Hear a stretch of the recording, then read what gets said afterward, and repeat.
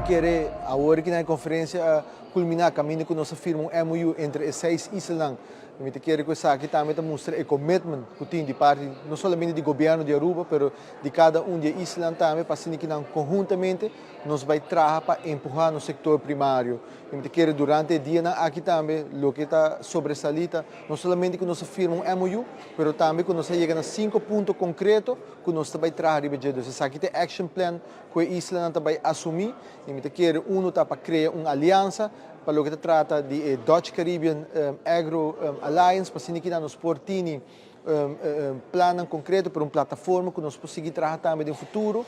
Nós fazemos commitment para o que se trata de parte financeiro, acesso a fundo.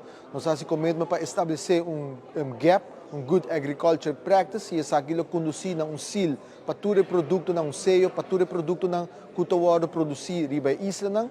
Nós agrita para trabalhar para o que se trata school gardens, isso aqui está para introduzir a agricultura na escola, e assim que for de chiquito acaba preparar a futura geração para o que se trata da importância do setor primário, e à vez nós também criar database, caminho que nós também share não somente best practices, mas também manejo e também lei, para que conjuntamente nós podemos ajudar outro a desenvolver o setor primário em cada de islas. E me quero felicitar Santa Rosa e a diretora Nathalie com o seu time dinâmico que logra pôr a conferência aqui em outro.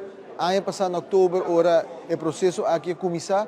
Aruba já acaba a anunciar que nós tomamos liderazgo para organizar a primeira conferência e nós look forward para em 2024, ora sendo estácios, organizar a segunda conferência para que nós possamos fortificar nossa colaboração para o que trata do setor primário e me espero que isso aqui também por conduzir na outro ramo também que nós podemos trabalhar junto para que dá benefício de nossa comunidade. A meta está para chegar na segurança de alimentação. Me quer trabalhando conjuntamente com outro, nós por sim for de outra isla romana e assim que dá servir nossa comunidade de forma mais devida possível.